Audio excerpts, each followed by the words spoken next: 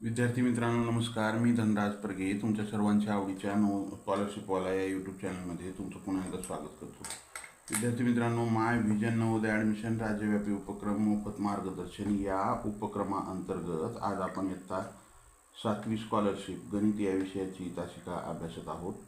विद्यार्थी मित्रांनो, माय vision Navodaya admission राज्यव्यापी उपक्रम मोफत मार्गदर्शन या उपक्रमाअंतर्गत आम्ही इयत्ता 5वी नवोदय, 4थी स्कॉलरशिप, 7वी स्कॉलरशिप, 8वी NMMS या सर्व शालेय स्पर्धा परीक्षांचे मोफत मार्गदर्शन करतो. ज्यांना या मोफत मार्गदर्शनाचा लाभ घ्यायचा असेल त्यांनी स्क्रीनवर दिसत असलेल्या 7588545308 हा माझा व्हॉट्सअप क्रमांक आहे. यावरती मेसेज करा. त्यामध्ये तुमचं नाव आणि तुमचा वर्ग एवढी माहिती द्या.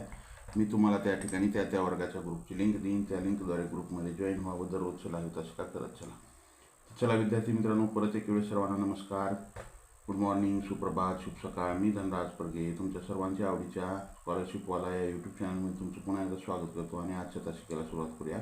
आजची तासिका आहे आपली 7वी स्कॉलरशिप नवनीत प्रकाशनाच्या मार्गदर्शिकेतील स्वाध्याय 27.2 शेकडेवारी या घटकावरील हा स्वाध्याय आहे. तो या ठिकाणी आपण अभ्यासणार आहोत. त्यातील पहिला प्रश्न आपल्यासाठी काय पहा. तिकिटाची किंमत शेकडा 20ने वाढल्यामुळे खप 10ने कमी झाला तर उत्पन्नात शेकडा वाढ अथवा घट किती झाली? पहा, एकदम सोपा प्रश्न आहे. तिकिटाची किंमत 20ने वाढली. आपण काय करू? समजा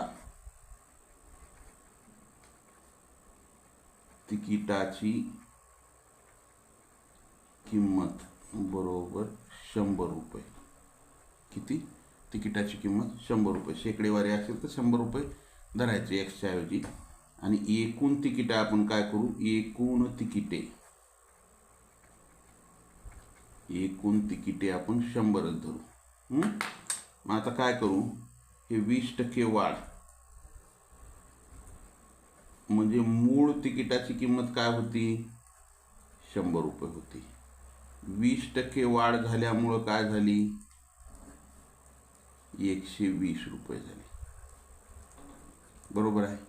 त्यानंतर इथं काय म्हणते? 10%नी खप कमी झाला. हे 10% खप, मूळ विक्री, मूळ 100 तिकीट विकत होते ते 10% खप कमी झाल्यामुळे, आता 100 होते, 10% खप कमी झाला म्हणजे 100ला 10 म्हणजे 90 विक्री झाली त्याची. बरोबर आहे. म्हणजे हे 100 रुपये होते, 120 झाले. मग आता काय करू? एकूण किंमत काढू आपण. काय करायचं? हे 100 तिकीटं होते गुणिले 100 रुपये त्याची किंमत म्हणजे 10,000 रुपये विक्री होत होती पूर्वी. ही पूर्वीची. आणि आता नवीन काय झालेलं आहे? 120 रुपये किंमत झाली आहे. 90 रुपयाला विकू लागले. 12 नम अष्टोदर्शे. इथला 1 शून्य, इथला 1 शून्य म्हणजे 10,800 रुपये. म्हणजे काय झाली? इथं वाढ झाली. कितीची झाली? 800 रुपयाची. पूर्वी 10,000 रुपये मिळायचे, आता 10,800 मिळू लागले. वाढ कितीची झाली? 800 रुपयाची झाली.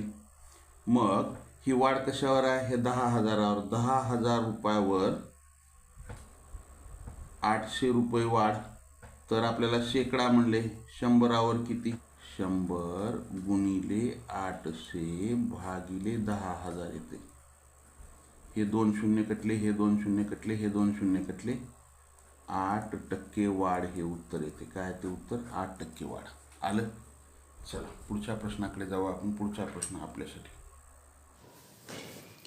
एका संख्येचा 20% हा दुसऱ्या संख्येचा 25% समान आहे तर हे विधान पुढीलपैकी कोणत्या पर्यायात आहे? काय म्हणतंय? एका संख्येचा 20% दुसऱ्या संख्येच्या 25%च्या बरोबर आहे. म्हणजे एक संख्या माहिती आहे का आपल्याला? माहिती नाही. बरोबर x. मग दुसरी संख्या बरोबर y. बरोबर आहे. दोन्ही संख्या माहित नाहीत आपल्याला. एका संख्येचा 20% दुसऱ्या संख्येच्या 25%च्या बरोबर आहे म्हणते. मग एक संख्या बरोबर काय, x गृहीत धरली. दुसरी संख्या बरोबर काय गृहीत धरली, 20.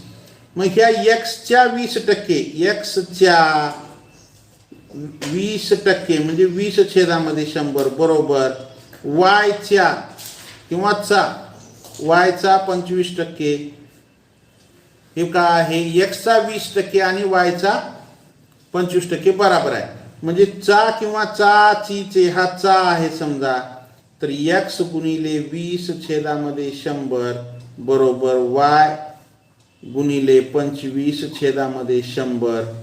मग काय करा, हे 20 × 20 20/100 x/5 बरोबर 25 × 25 25/100 y/4.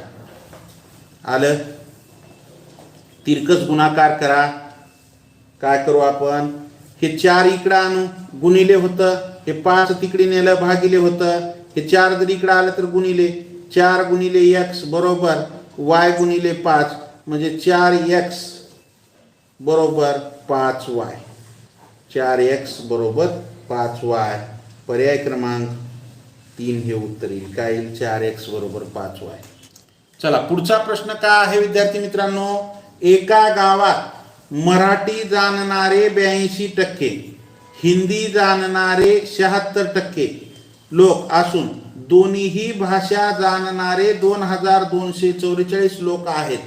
जर त्या गावात दोन्हीही भाषा न जाणणारे 8% लोक असल्यास त्या गावची लोकसंख्या किती. त्या गावची लोकसंख्या किती पहा. हे मराठी जाणणारे आणि हिंदी जाणणारे बरोबर आहे. मराठी जाणणारे किती आहेत, 82% आणि हिंदी जाणणारे 76. आणि हे दोन्हीही भाषा जाणणारे, बघा हा जो भाग आहे हा दोन्हीही भाषा जाणणारे लोक आहेत. किती आहेत, 2244. बरोबर आहे. अशा प्रकारे तुम्हाला लक्षात आलं का, मराठी जाणणारे, हिंदी जाणणारे आणि दोन्ही भाषा जाणणारे. म्हणजे ह्या लोकांना हिंदी बी येते आणि मराठी बी येते. आलं लक्षात. मग समजा त्या गावची लोकसंख्या बरोबर x.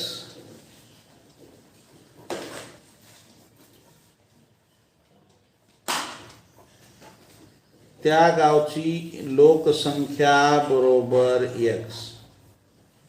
त्या गावची लोकसंख्या किती आहे, x. मग आपण जर एकूण लोकसंख्या जर काढली तर किती येते, काय काय दिले तिथं. त्या गावामध्ये 82% लोक काय आहेत, मराठी जाणणारे. 76% लोक काय आहेत, हिंदी जाणणारे. आणि दोन्हीही भाषा जाणणारे लोक 2244 आहेत. पहा मग एकूण लोकसंख्या बरोबर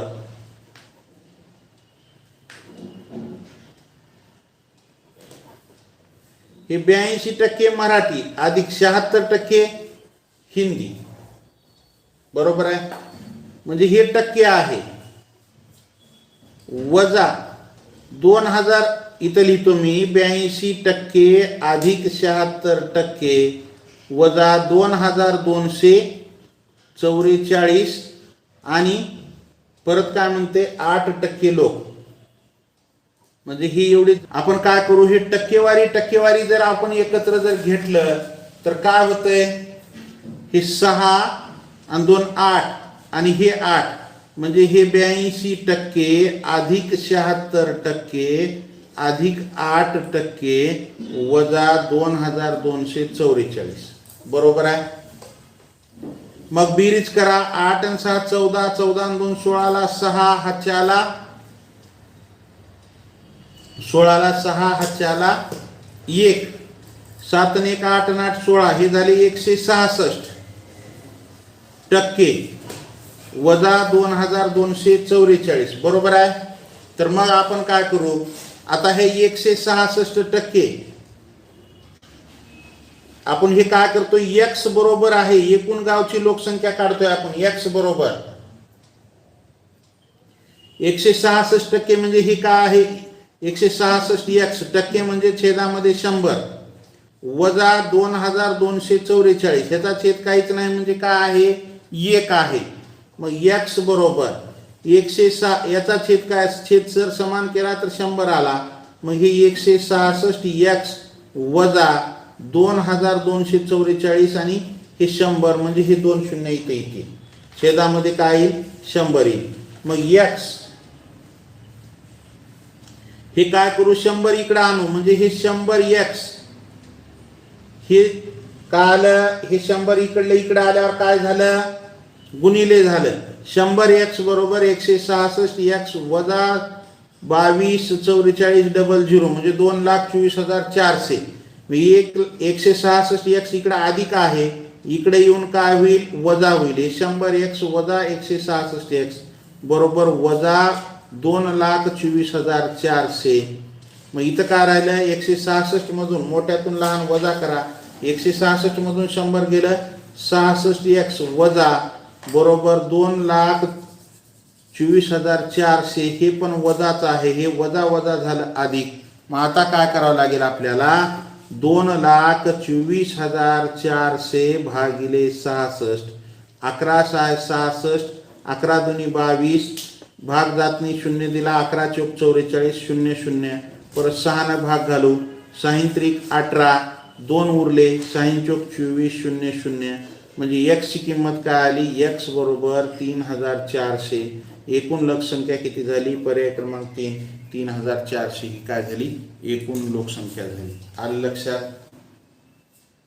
का अवघड आहे ह्याच्यामध्ये, काहीच अवघड नाही, मिळेल. काय म्हणतंय, आदर्श माध्यमिक विद्यालयाची मंगळवारची विद्यार्थी उपस्थिती 92.5% होती. अनुपस्थित विद्यार्थी संख्या 45 असेल तर उपस्थित विद्यार्थी संख्या किती. पहा विद्यार्थी मित्रांनो काय म्हणते, आदर्श माध्यमिक विद्यालयाची मंगळवारची विद्यार्थी उपस्थिती 92.5 होती. अनुपस्थित विद्यार्थी संख्या 45 दिली आहे, तर उपस्थित विद्यार्थी संख्या काढायची. दिले आपल्याला उपस्थित विद्यार्थ्यांची टक्केवारी दिले आणि अनुपस्थित विद्यार्थ्यांची संख्या दिले आणि उपस्थित विद्यार्थ्यांची संख्या विचारले. मग आपण काय करू, आपल्याला अनुपस्थित विद्यार्थ्यांची संख्या दिली आहे तर अनुपस्थित विद्यार्थ्यांची टक्केवारी काढू आपण. अनुपस्थित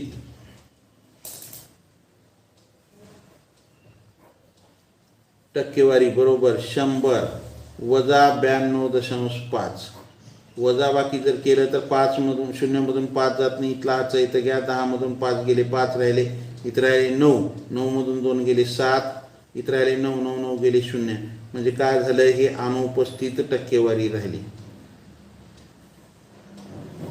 7.5%. काय झालं, अनुपस्थित विद्यार्थी. मग आपल्याला टक्केवारी दिल्या 7.5, मग 7.5 बरोबर बरोबर किती, 45. तर 92.5 बरोबर किती, म्हणजे 7.5 ची बरोबरी कशाची आहे, 45. तर 92 पॉईंट किती, मग 92.5 गुणिले 45 भागिले 7.5. वरी एका अंकानंतर दशांश आहे, छेदामध्ये एका अंकानंतर दशांश आहे, म्हणजे काय झाला, हा दशांश निघून गेला. 15 त्रिक 45, 15 पाचा 75, 5 न 925 ला भाग खाला, 5 एक 5, 5 एक 5, 4 उरले, 42 झाले, 45 40, 2 उरले, 25 झाले, 5 5 25 म्हणजे 185 गुणिले 3, 3 5 15 ला 5, हातच्या आला 1, 3 8 24 आणि 1 27 ला 7, हातच्या आले 2, 3 1 3 आणि 2 5, 575. उपस्थित विद्यार्थी किती होते, 3 5 15 ला 5, हातच्या आला 1, 3 8 24 सॉरी 3 8 24 आणि 1 25 म्हणजे काय आलं, 555 ही उपस्थित विद्यार्थी संख्या आहे. किती आहे, 555. आलं लक्षात. चला पर्याय क्रमांक 2 हे उत्तर येईल. ज्यांचं आलेलं आहे त्यांचं अभिनंदन, ज्यांचं चुकलेलं आहे त्यांनी लिहून घेत चला. लिहायला जर वेळ लागत असेल तर स्क्रीनशॉट काढून घेत चला. पुढच्या प्रश्नाकडे आपल्याला जायचं आहे. पुढचा प्रश्न तुमच्यासाठी काय आहे? मागील वर्षी एका शाळेत 500 विद्यार्थी होते, त्यात 320 मुलगे आणि 180 मुली होत्या. या वर्षी विद्यार्थी संख्या कायम असून 280 मुले आणि 220 मुली आहेत, तर मुलगे आणि मुली यांच्या संख्येत एकूण विद्यार्थी संख्येच्या शेकडा किती वाढ किंवा घट झालेली आहे? वाढ किंवा घट झालेली आहे. तर पहा, मागील वर्षी काय झाले? एका शाळेत 500 विद्यार्थी होते, त्यात 320 मुलगे 180 मुली होत्या. म्हणजे मागील वर्षी एकूण किती होते? 500 होते, बरोबर आहे. त्याच्यापैकी 320 मुले आणि 180 मुली, बरोबर आहे. मग आता या वर्षी विद्यार्थी संख्या 500च आहे, बरोबर आहे. पण 280 मुले आहेत आणि 220 का आहेत? मुली आहेत. मग आता याचा फरक काढू आपण. काय फरक येईल? 320 मधून 280 गेले, किती राहिले? 40 मुले कमी आहेत या वर्षी, बरोबर आहे. मग हे इथं काय झालं? 220 मधून 180 गेलं, तर 40 मुली काय झालेल्या आता? वाढलेल्या आहेत. म्हणजे काय आहेत? 40 मुली जास्त आहेत, बरोबर आहे. मग या ठिकाणी आपल्याला काय झालेलं आहे विद्यार्थी मित्रांनो? फरक दोघाचाही 40 वाढ आहे, 40 कमी आहे. आणि घट आणि वाढ कशी आहे? समान आहे. म्हणजे 500 पैकी घट आणि वाढ किती आहे? 40 आहे. तर मग 100 पैकी किती? समान असल्यामुळे आपण एकच ठेवलं, म्हणजे घट बी तेवढीच आहे, वाढ बी तेवढीच. म्हणजे 100 गुणिले 40 भागिले 500. 100 एक 100, 100 पाचा 500, 5 एक 5, 45. म्हणजे काय आलं? 8% घट आणि 8% वाढ, दोन्ही समानच आहे. 8% घट. पर्याय क्रमांक 1 आहे का? 8 10 दिले नाही. पर्याय क्रमांक 2 10 8 नाही. पर्याय क्रमांक 3 12 10 हे पण नाही. पर्याय क्रमांक 4 8 घट 8 वाढ. पर्याय क्रमांक 4 हे उत्तर येईल. काय येईल? पर्याय क्रमांक 4. आलं का लक्षात? ज्यांचं आलंय त्यांचं अभिनंदन, ज्यांचं चुकले त्यांनी लिहून घ्या. लिहायला वेळ लागत असेल तर स्क्रीनशॉट काढून घेत चला. पुढच्या प्रश्नाकडे जायचं आहे आपल्याला. पुढचा प्रश्न तुमच्या तांबे व जस्त यांच्या संमिश्रणाने, संमिश्रण म्हणजे दोघांचं मिश्रण. तांबे धातू आहे आणि जस्त हा सुद्धा काय आहे? एक धातू आहे. विज्ञानामधले हे धातू आहेत. आपल्या घरी तांब्याच्या काही वस्तू असतील. तांबे व जस्त यांच्या संमिश्रणाने म्हणजे दोघांच्या मिश्रणाने 5 किलोग्रॅम वजनाच्या धातूचा एक गोळा तयार केला. काय केलेला आहे? तांबे आणि जस्त यांचं काय केलेलं आहे? हा 5 किलो वजनाचा एक गोळा तयार केला आहे धातूचा. 5 किलोग्रॅम वजनाचा हा गोळा तयार केलाय. जर त्या गोळ्यामध्ये 35.5% जस्त असेल तर त्यामध्ये किती ग्रॅम तांबे असेल? किती ग्रॅम तांबे असेल? पहा विद्यार्थी मित्रांनो, काय म्हणते त्यानं? 5 किलोग्रॅम वजनाचा जे गोळा आहे धातूचा त्याच्यामध्ये 35.5% जस्त आहे. 35.5% जस्त आहे. तर तांबे किती? मग काय करू आपण? या ठिकाणी आपल्याला काय काढायचं आहे? तांबे काढायचं आहे. मग दिलंय काय? त्यानं जस्तचं प्रमाण दिले. म्हणजे 100 पैकी 35.5 का आहे? हे जस्त आहे, बरोबर आहे. तर मग तांबे बरोबर आपल्याला तांबे विचारले म्हणजे आपण तांबे काढू. तांब्याची टक्केवारी काढू. एक पूर्ण वस्तू म्हणजे 100. ही पूर्ण गोळा म्हणजे 100%. या 100%पैकी 35.35% जास्त आहे. आणि मग आपल्याला तांब्याचं प्रमाण विचारले याच्यापैकी. तर मग अगोदर आपण तांब्याची टक्केवारी काढू. तांब्याची टक्केवारी म्हणजे 100 वजा 35.5 हे जास्तचे गेले तर राहिले तांब्याचे. शून्यामधून 5 जात नाही, इथला हाचा इथं घेतला 10, 10 मधून 5 गेले 5 राहिले, इथं राहिले 9, 9 मधून 5 गेले 4 राहिले, इथं राहिले 9, 9 मधून 3 गेले 6, म्हणजे तांबे किती टक्के आहे? 64.5% का आहे? तांबे आहे. बरोबर आहे. मग ह्याला आपण असं लिहू शकतो 100 पैकी 64.5 का आहे? तांबे. कारण की आपल्याला तांबेच काढा म्हणले ना. त्यामध्ये किती ग्रॅम तांबे आहे? तर आता हे 5 किलो आहे का आहे?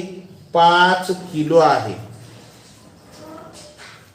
त्यामध्ये किती ग्रॅम? आपल्याला ग्रॅम करा म्हणले, म्हणजे 1 किलो बरोबर 1000 ग्रॅम. मग आता 5 किलोचे किती? 5000 ग्रॅम होतात. किती होतात? 5000 ग्रॅम. बरोबर आहे. मग 5000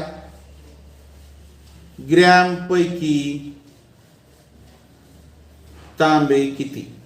5000 गुणिले 64.5 भागिले 100 भागिले 100.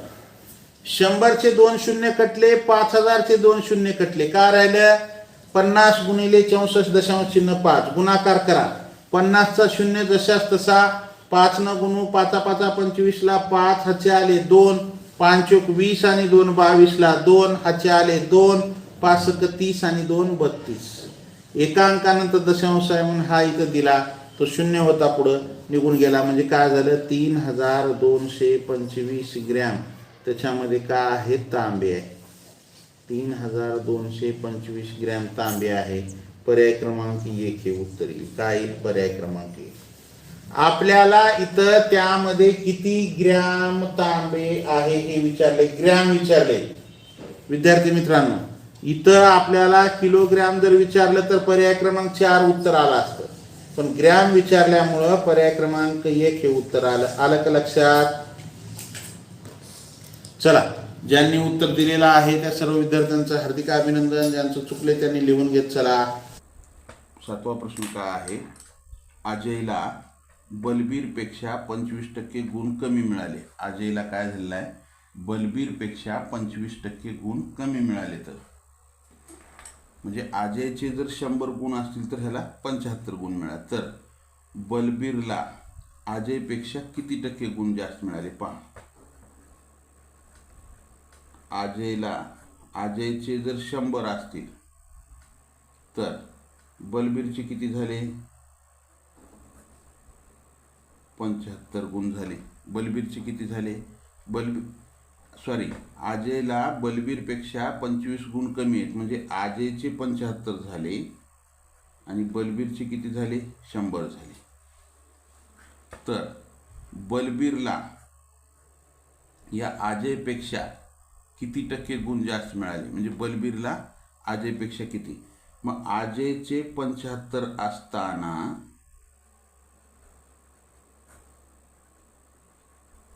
बलबीरला किती होते? 100 होते. मग टक्के विचारले, मग 100ला किती? 100 गुणिले 100 भागिले 75. 25 त्रिक 75, 25 चोक 100. काय आलं? 400 भागिले 3. हे 4चा 100चा गुणाकार केला, 400 भागिले 3. 3 न जर भागलं तर काय येईल इथं? 3 1 3 करावं लागेल. पहा किती टक्के गुण जास्त म्हणले, म्हणजे 75 असताना कुणाला? अजयला.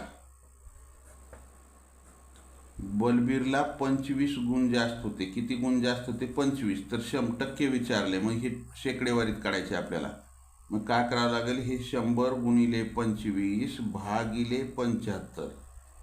25 1 25, 25 त्रिक 75, 3 त्रिक 9, 3 उरले 3, हे 1 उरला, परत 3 त्रिक 9, 1 उरला, म्हणजे काय करायला लागेल? 33.1/3 हे उत्तर येते.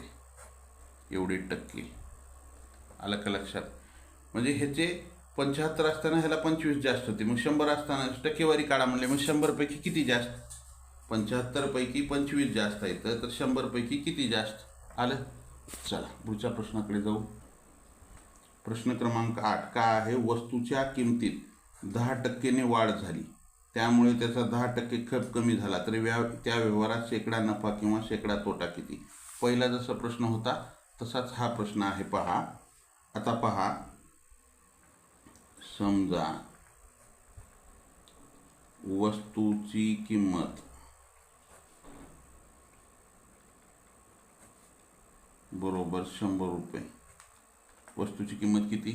100 रुपये. त्यानंतर एकूण वस्तू विक्री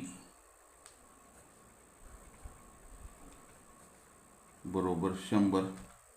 मग काय झालं आहे? 10% वाढ झाली, म्हणजे 100ची वस्तू त्याने कितीला विकायला चालू केली?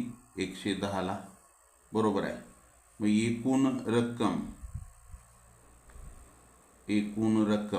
एकूण वस्तू होत्या 100, त्याची विक्री किंमत आहे 110. विक्री किंमत किती आहे त्याची? 100 वस्तू होत्या, त्यांनी काय केले? पूर्वी त्यानं काय करत होतं? 100 वस्तू, एक वस्तू 100 रुपयाला, म्हणजे त्याच्याकडे किती हजार रुपये येत होते? 10,000 रुपये येत होते. त्याच्यानंतर काय झालेलं आहे? 10% खप आपण हे पुढंच घेऊ नंतर कमी, म्हणजे काय झाला? हे 100 वस्तू विकत होत्या, आता किती विकू लागल्या? 90 वस्तू विकू लागल्या. 90 वस्तूची विक्री होऊ लागली. बरोबर आहे. मग पूर्वी 100 वस्तू होत्या, त्यानं 100 रुपयाला एक विकत होतं, तर त्याला 10,000 रुपये मिळत होते. आता त्याचे 100च त्यानं काय झाले? 110 रुपये वस्तूची किंमत केली, पण किती वस्तू विकू लागल्या आता त्यानं? नवीन ह्याच्यानुसार वाढ खपनुसार 110 रुपये किंमत, म्हणजे 10 रुपये किंमत वाढवली, 10 वस्तू कमी विकू लागल्या, म्हणजे 11,99 9,900 रुपये. पूर्वी त्याच्याकडे किती येत होते? 10,000 रुपये येत होते.